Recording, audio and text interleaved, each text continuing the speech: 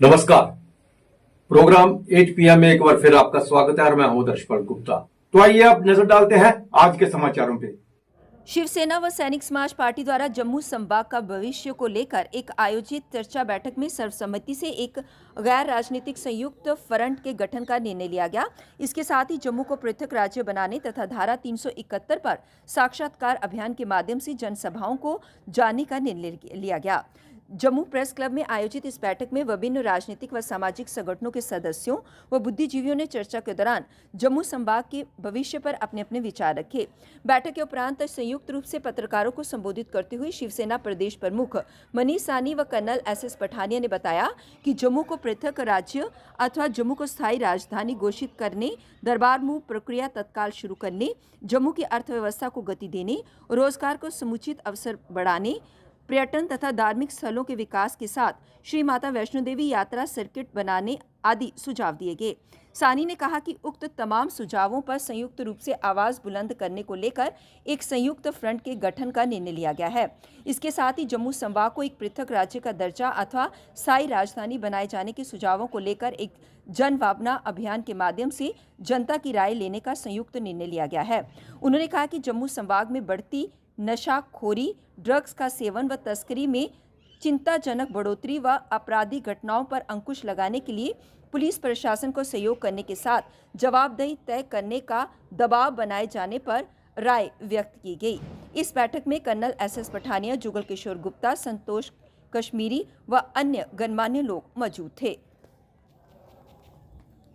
सैनिक समाज पार्टी की तरफ से एक इंटेलेक्चुअल मीट का यहाँ पर आयोजन किया गया, जिसका सब्जेक्ट था फ्यूचर ऑफ जम्मू। यानी जम्मू रीजन देखिए लगातार जो है भेदभाव का आरोप लगाता है, लगातार जो है किसी ना किसी तरीके का आरोपी रहा है और भुगतभोगी भी रहा है उसको लेकर जो है तमाम लोगों को इंटेलेक्चुअल थे, पॉलिटिकल थे, कई सामाजिक संगठन थे, लगभग तमाम जम्मू के हित सोचने वाले जो जम्मू के हितैषी हैं उन सबको आज न्योता दिया गया था और तमाम जो है उनकी प्रेजेंस भी रही। सेना के भी कई बड़े अधिकारी आज हमें जो है मार्गदर्शन करने के लिए यहाँ पर उपस्थित हैं। इन सब का भी पहले तो मैं तहे दिल से शुक्रिया अदा करता हूँ। इस मुद्दे पर आज जो है तमाम लोगों ने अपने सुझाव रखे, जिसमें जम्मू अलग का भी सुझाव आया, जम्मू को एक साथ रहने का भी सुझाव आया। जम्मू के अंदर पिछले 77 सालों से जो है जम्मू के साथ भेदभाव किया जा रहा है। जो कश्मीर की तरफ जो है केंद्र सरकार हो, मौजूदा सरकार हो या पूर्व की सरकारें हो, हमेशा जो है केंद्र कश्मीर ही उनका फोकस रहता है और जम्मू हमेशा उस पर जो है नज़रअंदाज करता है। उस पर लेकर जो है आज तमाम चर्चा की गई, सुझाव दिए गए,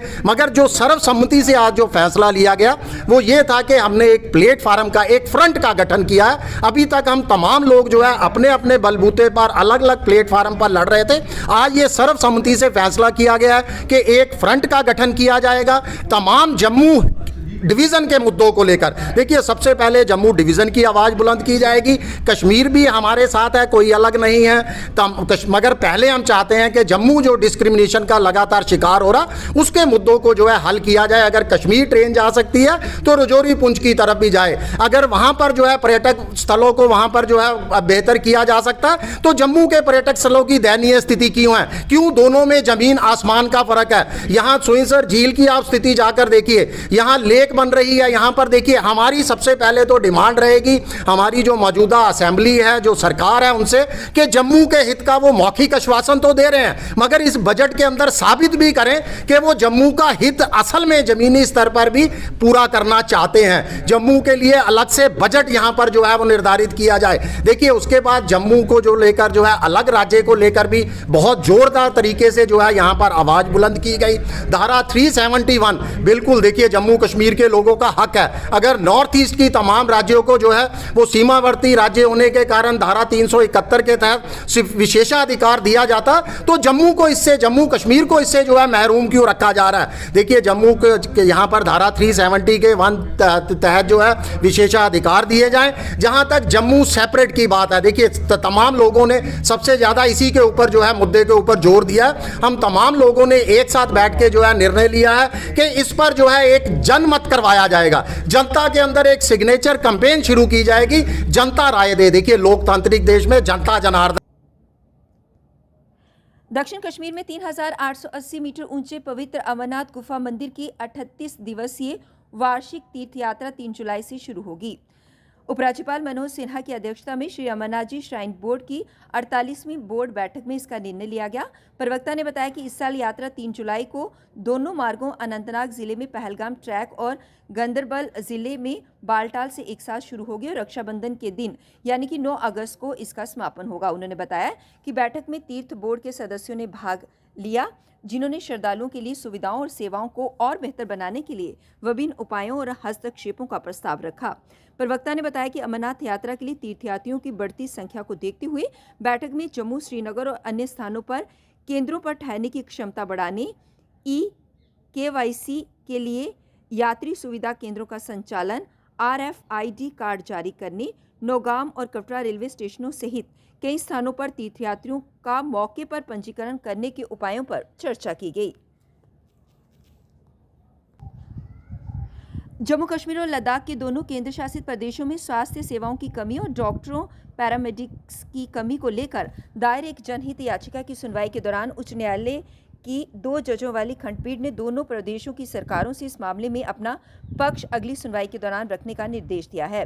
गौरतलब है कि एक आदिवासी महिला ने किश्तवाड़ जिले के इंद्रवाल निर्वाचन क्षेत्र में सड़क पर एक बच्चे को जन्म दिया, जो दोनों केंद्रीय शासित प्रदेशों के दूरदराज के क्षेत्रों में स्वास्थ्य सेवाओं की खराब स्थिति को दर्शाता है। चीफ जस्टिस ताशी रब्स्तियान और जस्टिस MA चौधरी की खंडपीठ ने दोनों केंद्र शासित प्रदेशों के गैर गंभीर दृष्टिकोण पर हैरानगी व्यक्त की और senior advocate general SS Nanda और DSGI विशाल शर्मा को मामले में आवश्यक कार्यवाही करने के लिए 2 सप्ताह का समय दिया है। विदेश मंत्री डॉक्टर S जयशंकर के कश्मीर पर बयान पर जम्मू कश्मीर के विपक्षी नेता सुनील शर्मा ने कहा कि कश्मीर के इस मुद्दे का कोई हल नहीं चाहिए।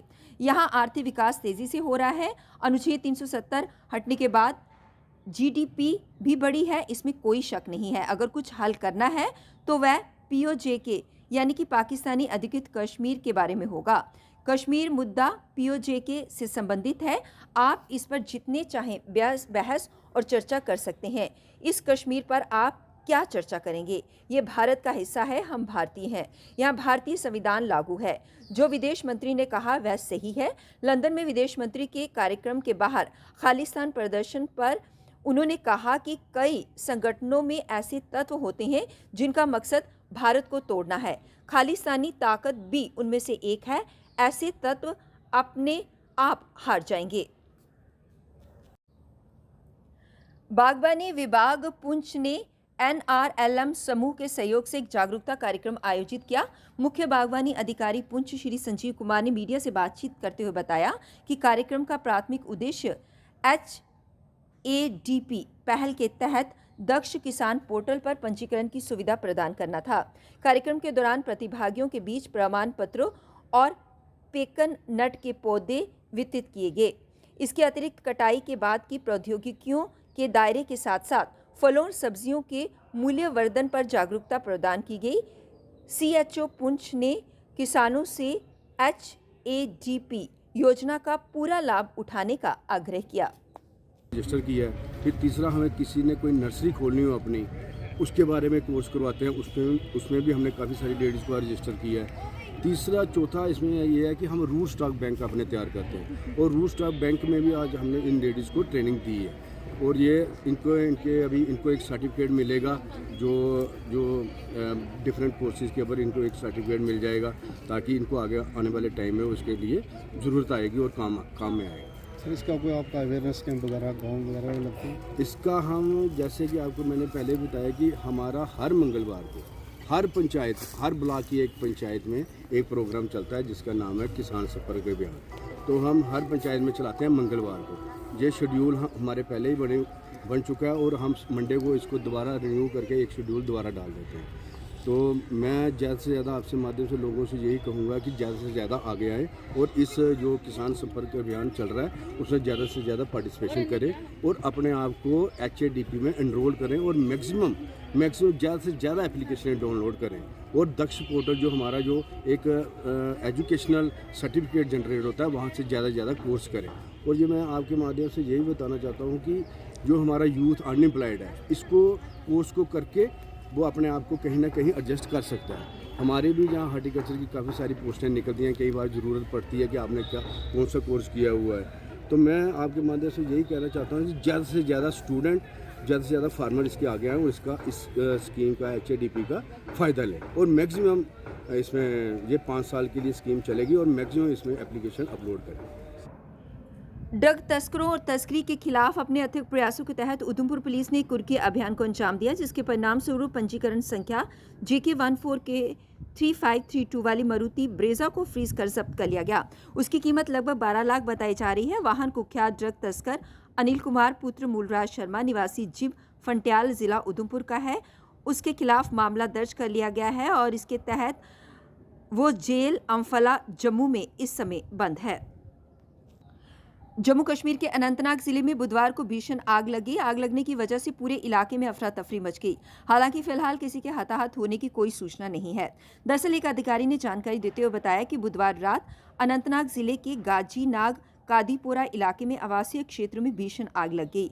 आग काफी भीषण थी। इस घटना की जानकारी मिलते ही दमकल की कई गाड़ियां मौके पर पहुंच गई। इस भीषण आग की वजह से पूरे इलाके में दहशत का माहौल देखने को मिल रहा है। ये भीषण आग कैसे लगी, फिलहाल इसकी जानकारी नहीं है। उधमपुर एसएसपी अमोद अशोक नागपुरी का नशा तस्करों व आरोपियों को कड़ा संदेश। उधमपुर जिले के लोगों से मांगा सहयोग, कहा कि नशा मुक्त उधमपुर बनाने के लिए करें उधमपुर पुलिस का सहयोग। उधमपुर के निवासी भी जो है वो बढ़ चढ़कर हमारे साथ तावन कर रहे हैं। हमारे पर्सनल नंबर्स हमने लोगों के साथ शेयर किए हुए और इन पर्सनल नंबर्स पे हमें आए दिन वैल्यूएबल इंटेलिजेंस मिलती है, जिसकी वजह से हम जो है कामयाब हो पा रहे हैं। तो हमारा यही प्रयास है कि उधमपुर के लोगों के साथ मिलकर, यहाँ के अवाम के साथ मिलकर उधमपुर को जल्द से जल्द नशा मुक्त किया जाए। सर, PCG मीटिंग्स करवाई जा रही हैं ताकि जो गैप है पुलिस और आम नागरिक के बीच उसे कम किया जाए, क्योंकि लोग जो हैं वो सामने नहीं आते हैं। चाहे वो ड्रग्स की बात की जाए, वो इन्फॉर्मेशन नहीं देते हैं। उनके लिए क्या मैसेज रहेगा समाज के लोगों के? देखिए, मैं आपके माध्यम से लोगों से यही कहना चाहता हूँ कि उधमपुर पुलिस आपकी अपनी पुलिस है और ख़ास तौर पे ये जो जंग है हमारी नशे के ख़िलाफ़, ये हमें मिलकर लड़नी है। पुलिस तो अपना काम कर ही रही है, लेकिन जो सामाजिक संस्थाएं हैं या स्टेक होल्डर्स है सोसाइटी के, उनकी भी एक बहुत बड़ी जिम्मेदारी है। जितने भी पुलिस पब्लिक मीटिंग्स हम कर रहे हैं उसमें हम लोगों से यही अपील कर रहे हैं कि आप भी अपना जो है किरदार निभाइए, कंट्रीब्यूशन दीजिए। आपकी शिनाख्त जो है वो हम महफूज रखेंगे, आपकी हर किस्म की आइडेंटिटी को प्रोटेक्ट किया जाएगा। मेरा पर्सनल नंबर 7051000999, ये मैंने ऑलरेडी सबके साथ शेयर किया हुआ है। आज फिर मैं सबके साथ ये नंबर शेयर कर रहा हूँ। इस नंबर पर आप जो भी इंफॉर्मेशन देंगे वो सिर्फ आपके और मेरे बीच में रहेगी और हम चाहते हैं कि जल्द से जल्द ड्रग्स के नामो निशान को हम उधमपुर से मिटा दें, ताकि यहाँ का जो यंग लॉट है, यहाँ के जो नौजवान हमारे साथी हैं, वो किसी भी तरीके की समस्या को फेस ना करें और यहाँ के पेरेंट्स जो है, ख़ास तौर पे वालिदैन जो है, वो बेफिक्र होकर रहे। और उधमपुर के लोगों को और यहाँ के अवाम को मैं ये आश्वासन देना चाहता हूँ कि आप अगर हमारे तरफ एक कदम बढ़ाएंगे तो हम 10 कदम चलकर आने के लिए तैयार हैं। ज़रूरत है बस आपके उस एक कदम की। As district police chief, drug peddlers के लिए क्या मैसेज, कड़ा मैसेज? देखिए, ड्रग पेडलर्स को मैं एक ही सख्त मैसेज देना चाहता हूँ कि वो अपनी हरकतों से बाज आ जाए।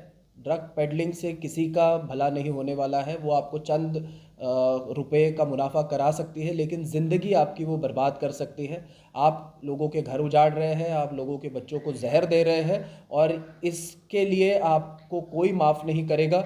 उधमपुर पुलिस के जो नज़र है वो आप पर बनी हुई है और जल्द से जल्द आप कटघरे में खड़े होंगे, हवालात के पीछे होंगे, तो आप या तो उधमपुर ज़िला छोड़ दें या ये काम छोड़ दें।